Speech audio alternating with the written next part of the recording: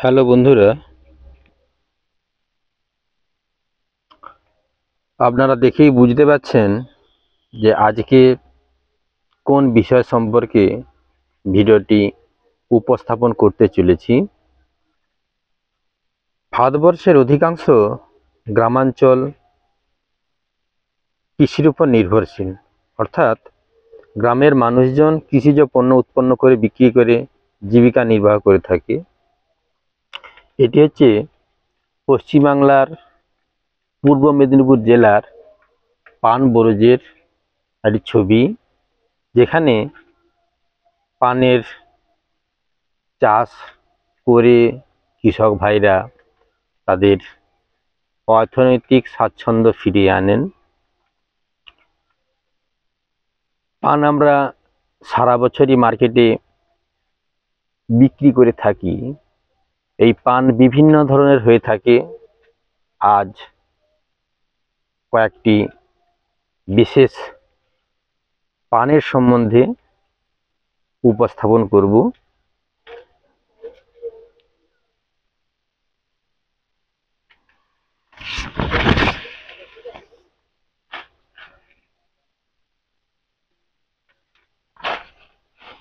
এখানে দেখছি গাছ থেকে পান ভাঙা হচ্ছে। তো শীতের প্রায় শেষ বললেই চলে, যদিও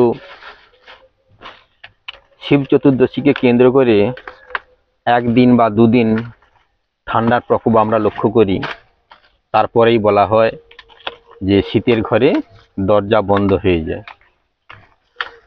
তো আজকে আমরা এই যে পানটি বর্তমানে ভাঙা হচ্ছে, এটিকে কি পান বলা হয় বা এই পানটা কখন থেকে সংগ্রহ করে রাখা হয়, অর্থাৎ গাছে রেখে দেওয়া হয়, এবং এই পানটিকে আমরা এখন বর্তমানে কোন পান বলে বাজারে বিক্রি করি, সেই বিষয়ে দাদার সঙ্গে কিছু তথ্য আপনাদের সামনে পরিবেশন করব।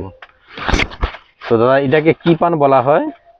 এটাকে গড়া পান এবং বুকা লাগাল এই পান বলা হয় এটাকে। এই পানটা কোন সময় রাখা হয়েছিল? এই পানটা টোটাল রাখা হয়েছিল কার্তিক মাসের প্রথম থেকে। এখন এটাকে ভাঙা হচ্ছে, এরপরে থাকবে নতুন পান, যেটা দোহারা পান বলা হয় আমাদের।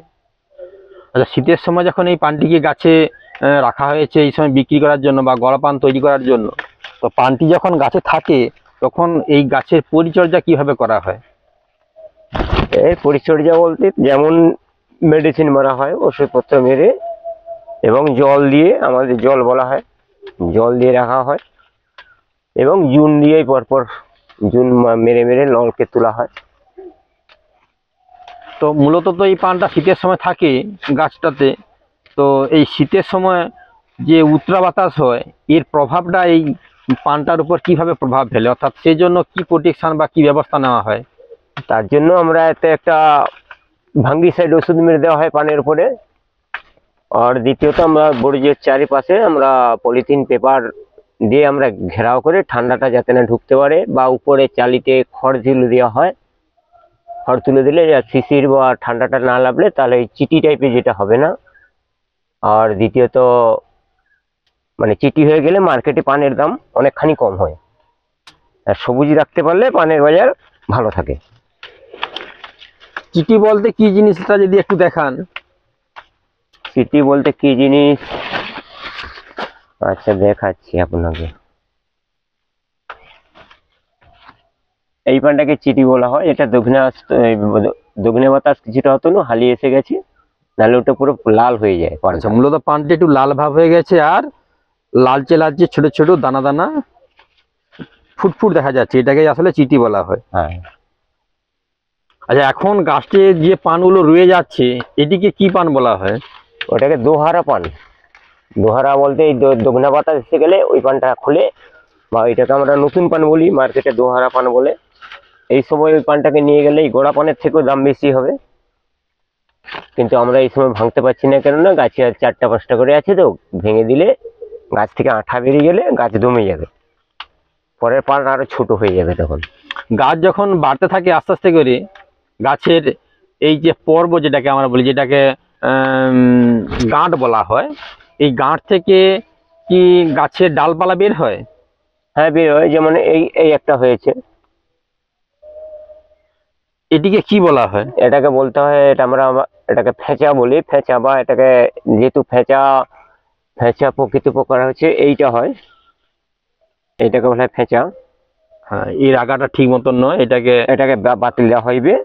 আর দ্বিতীয়ত, এটা এই ললটা থেকে দেখা গেছে একটা করম টাইপের বেরিয়ে আসছে। হ্যাঁ, এটাকে আমরা করম হিসাবে রেখে দিতে পারি। হ্যাঁ, বা এটা করমটা এসছে, এটা রোগ হয়েছিল একটাই। আচ্ছা, এটা রোগের জন্য দুটো গরম হয়ে গেছে একসঙ্গে, মানে একটা থেকে দুটো লোক হয়ে গেছে। দেখুন এই ললটা, এটাতে একটা আঙারি টাইপের এসেছিল। ওই বর্ষাকাল থেকে যখন পানে ফুটা হয়, তখন সেই রোগটাকে আমি প্রথমে লক্ষ্য করি না, তার জন্য এই রোগটা এসেছে। তার আগে মেডিসিন দিয়ে দিয়েছি, কিন্তু মেডিসিন আসার আগে এই রোগটি এসেছিল। আচ্ছা, এটা এই প্রতিষেধক হিসাবে কি ধরনের বাজারে ওষুধ পাওয়া যায় বা মারা হয়? এই ভাঙ্গিসাইড, যে কোনো ভাঙ্গিসাইডের উপর আমি এবারে মেরেছিলাম রজত এইচডি বলে, কিন্তু দেখা যাচ্ছে ভালো কাজ হয়েছে, পানে ফুটাও বন্ধ হয়েছিল। আর এই আঙারিটা অনেকখানি আমার কাজ করেছে। বা এটাকে দ্বিতীয়ত, আমরা যে খৈল ব্যবহার করি বলি, যে সরিষার খৈল, তার সঙ্গে কিছু নিম পিড়াই দিলে, কিছুটা মেডিসিন যারা বিক্রি করে তারা বলছে নিম খৈল দিলে এটা কাজ হবে। এইবারে আমি দেবো নিম খৈল, ইচ্ছাই আছে। তবে এই যে নিমখোল দেওয়া হয়, বরজের যে পাই, এটাকে আমরা পাই বলি, এর দৈর্ঘ্যটা কিরকম ভাবে নির্ণয় করা হয়? দৈর্ঘ্য বলতে মানে আমরা ওজন কিরকম দেওয়া হয়, এই যে অংশটাকে বলা হয়, এইটা কি বলা হয়? এটাকে ঠিক দেওয়া আছে। এটা হচ্ছে আমাদের পাটা বলা হয়। আচ্ছা, আর এটাকে খবা দিয়ে এইখানে এই সুচ বলা হয়, এটাকে মিডিল পয়েন্ট, মানে যেটা আমাদের মানুষের মেরুদণ্ড, এটা হচ্ছে বড়িজের মেরুদণ্ড। এটার উপরে মূলত পাইটা পাটা হিসাবেই নির্ণয় করা হয়। হ্যাঁ, কত পাটা। এটা আমার এটা আছে 6 পাটা বাড়ি, 6 পাটা বাড়ি আছে। আচ্ছা, প্রায় তো ললগুলো তো চাল থেকে গেছে, তো এইবার একে নাবানোর একটা প্রস্তুতি নিতে হবে। তো হ্যাঁ, নামানো হইবে। এই নাবানোর পরে কি পরিচর্যা করা হয়? এই নামানোর পরে এবারে ধরুন মাটি দেওয়া হবে, পর্তন বলা হয়, মানে পাইটাকে এরকম ভরাট করতে হবে। এটা তো বছরে একবারই এটা করা হয়। তারপরে এইটাকে খাবার দিয়ে আমরা ভরাট করে দেবো।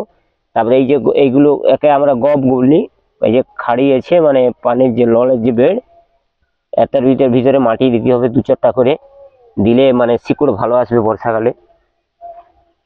এছাড়া বছরে কতবার খাবার দেওয়া হয়? হ্যাঁ, বছরে আমরা 5বার খাবার দিই যেতে। 5বার, 5টা ভেজে, 5টা ভেজে আমরা ওই খৈল আর কিছু ডিএপি এইসব সার দিয়ে কম কম করে দিয়ে আমরা কাজ করি আর।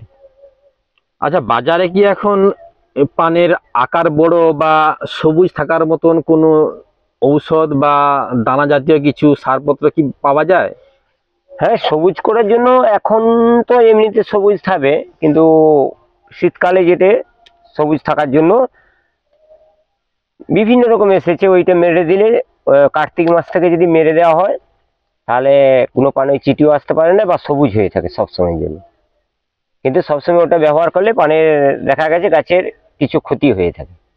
তার জন্য আমরা যতটা পারি কম ব্যবহার করি এটাকে। আচ্ছা, প্রয়োজন হলে ব্যবহার করা হয়, নাহলে না হলে করা হয় না।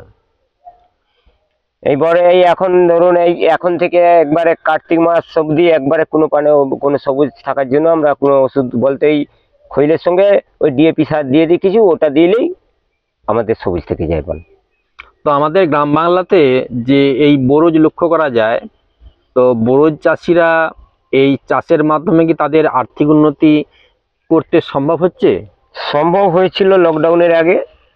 লকডাউন থেকে মোটামুটি আমাদের ঠিক ততটা এই হচ্ছে না, কেননা গড়া পান আমরা বিক্রি করছি লকডাউনের আগে 20,000 টাকা করে মোট, মানে 10,000 পানের দাম। এবারে সেটাতে আমরা এয়ারপোর্ট থেকে এখন এখন বিক্রি করতেছি 5,000, 5,500, 6,000, এর বেশি আর পাচ্ছি না, মার্কেটে নিচ্ছে না। আর লকডাউনের আগে এগুলো 18,000, 19,000 টাকা করে এই সময় আমরা পান বিক্রি করতাম। তার জন্য আমাদের আর্থিক উন্নতি এর থেকে ততটা আমরা করতে পারছি না। মোটামুটি নিজেরা বাড়িতে ঘরে ঘরে কাজ করা হয়, মোটামুটি সংসার চলছে, কিছুটা পয়সা সাশ্রয় এই সময়। তো বন্ধুরা, আপনারা এই পান চাষ সম্পর্কে বিস্তারিত জানবার জন্য পরবর্তী পর্বটি দেখতে থাকুন। যারা নতুন এসেছেন অবশ্যই লাইক কমেন্ট শেয়ার করবেন আর সাবস্ক্রাইব করে সঙ্গে থাকবেন। আগামী পর্বে এই পান চাষের একটি নতুন পর্ব নিয়ে উপস্থিত হব।